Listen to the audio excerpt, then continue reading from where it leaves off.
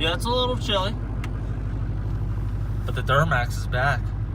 What's going on, guys, and welcome back to the channel. So it's a chilly one today, but exciting news, the Duramax is back. In the last video that I posted, you guys would have saw that the drive shaft was just laying on the ground. After not driving this thing for 2 months, I had it parked. I was driving a Volkswagen Jetta for 2 months just to kind of save fuel. And plus, I had like a really bad shake in the Duramax, and that would explain what it was. It ended up being the U-joint ended up just snapping completely off, so it wasn't as bad as what I thought it would be. All right. Let's see if the old girl will start up.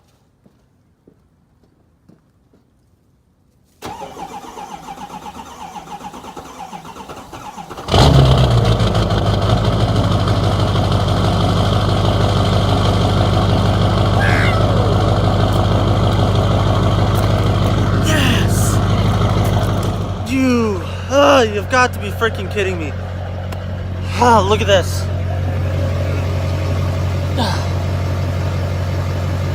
It's just fucking great. Fuck!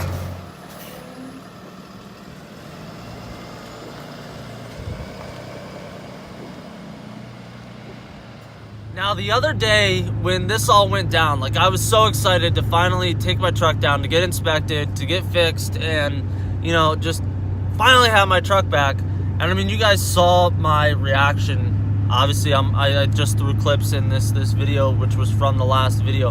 My level of excitement was super high to have my truck back, and then all of a sudden, I didn't even make it literally 15 feet across the street, and boom. Bad things happened. But as I said in the last video, things happen for a reason. You gotta stay positive. So with the Duramax being back only 2 days later, which is freaking awesome, and all the Duramax content for the winter is going to be in full bore, I had a request to do the sad truth of the LB7 Duramax video, and that is what we are going to do today. All right, to start off the sad truth of the LB7 Duramax video, it is 10:16 in the morning, and I'm already in the doghouse. My wife is already pissed because, you know, it's never too early in the morning to have a good time. All right, so with that being said, it's a perfect time to record a video, but this sweatshirt is getting hot as shit. Ooh, much better. All right, so in the sad truth video, we're going to go over kind of things that you should look for and know before buying a LB7 Duramax. Now, obviously, I own an LB7 Duramax, so I know pretty much the inner works and the problems and everything that goes on with the truck, and I have pretty much had every single one of those problems. Most recently, which you guys saw in the beginning of the clip, my U-joint just completely snapped after not having the truck for 2 months. I just had it parked. And yeah, we finally got the truck back. But one thing that I will say about the LB7s, they're not the most powerful, but they are really nice trucks. I'm not going to lie. They are really nice trucks. So the LB7 started in the 2001 model year and ran through the early first half of the 2004 model year. It ended up replacing the Detroit 6.5 diesel, which had 440 foot-pounds of torque, and now replaced it with the LB7, which was 235 horsepower, 500 foot-pounds of torque, which for the time back in 2001, those were relatively decent numbers. If you compare them to the 7.3 Power Stroke, the horsepower was a little bit lower, but you got to keep in mind you're talking about a 7.3 liter in comparison to a 6.6. Now, I'll throw a clip in here in a second, but those of you guys that followed the channel for a while and follow my Instagram, I mean, my truck had some terrible blow-by, really, really bad blow-by, and you'll see here in the clip here in a second just how bad it truly was. Yeah, look at that LB7 smoke, baby. It's normal for it to smoke like that, right? So obviously, as many of you guys know, especially LB7 owners to begin with, the injector problems, it was that bad that GM even had a recall on it for even up to 200,000 miles. Like that's crazy. But the sad thing was was the fact that the LB7 motor was still ranked as one of the top 10 motors in the 2001 2002 model years for like all vehicles. Like that's crazy, because like the LB7, like I said, it's a good motor if taken care of. It's kind of like the 6.0. Like if you do what you need to do to take care of it, they can be a hell of a truck. They can be a hell of a motor. But the LB7 is like one of those problematic years. And I don't want to say like it's like crazy problematic, because it's not, because, you know, the LLYs had their issues, and, you know, 6.0s had their issues, and, you know, the 5.9s had their issues. Everybody had their issues. So obviously you had to work with what you were dealing with. But I feel like a lot of people get scared away from the LB7s because of the injector issues. But like if you replace the injectors, you're good for like a while, because there's not really a whole lot of other things that go wrong with the LB7 that are like detrimental. I mean, obviously, like some of the stuff that I've had was just stupid. I had my rear seals go bad, you know, really quick out of nowhere. Obviously, the U-joint, that just went bad, and had that replaced, which thankfully I wasn't going fast when it snapped, because I mean, luckily I was able to save the drive shaft and not have to completely buy a new drive shaft. But the front drive shaft as well ended up needing U-joints too. So it was like, okay, well, when I hear stuff like that, you have to make sure that you stay on top of it. Otherwise, that's how it becomes a money pit.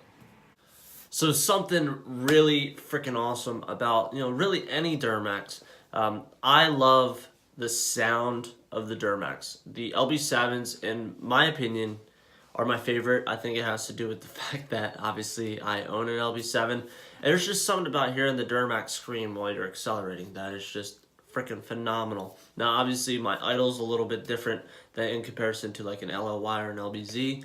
And but here, I'll throw in some clips of some idling and some acceleration LB7 clips.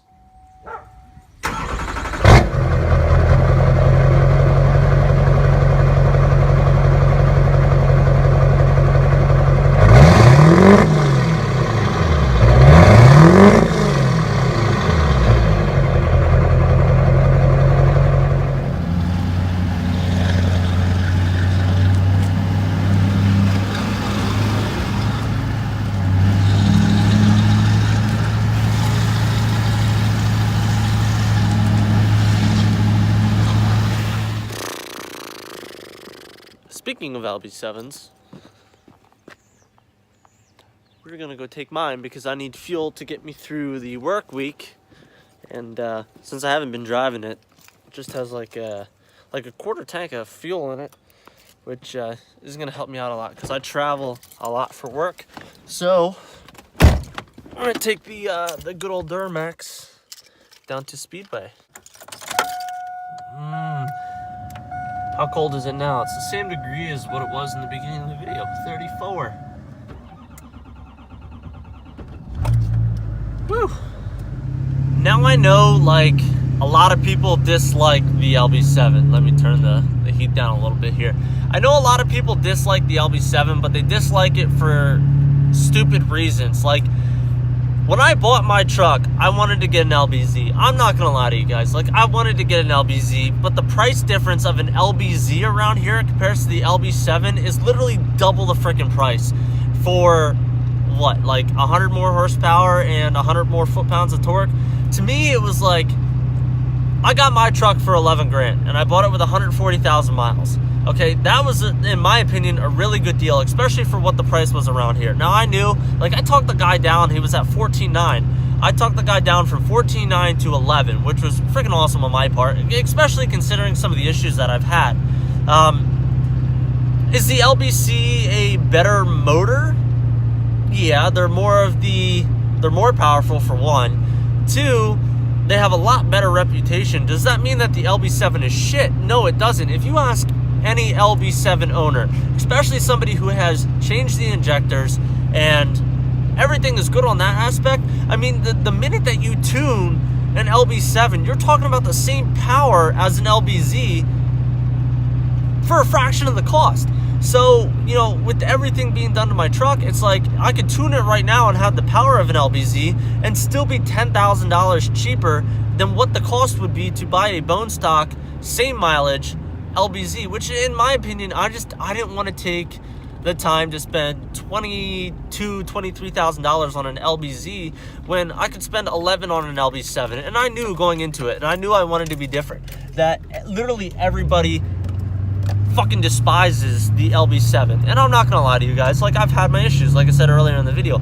But do I dislike this truck at all? Absolutely not. I think that this truck is phenomenal. For what I need it for, and for what I'm going to haul, it does the job. I don't need a brand new LML that has 900 and some foot-pounds of torque and 500 horsepower to be able to haul the things that I haul. I don't see the point in spending $60,000 on a truck, you know, whether you buy it brand new or you buy it used for like 40. I don't see myself purchasing a vehicle like that, especially being in like the financial state that I am. Like, if I was just rolling in money, yeah, I would probably buy an LML or an L5P, but I wanted a diesel to tow, to be able to take up to New York, to be able to haul my sleds, to be able to haul a camper, to be able to, you know, just do all those little things. And this truck does it. So it's like, for 11 grand, I mean, you can go and spend 11 grand on an 07 gasser. I know my buddy, you know, Devin, you guys know him from previous videos where he had the maroon Cobalt SS. He just spent $14,900 on an 07 5.3 3-passenger Silverado with 60,000 miles. I'm like, he spent almost $4,000 more than I spent on my Duramax, and chances are I will probably have this truck longer than he has his Silverado. So do I think that buying an LB7 is worth it?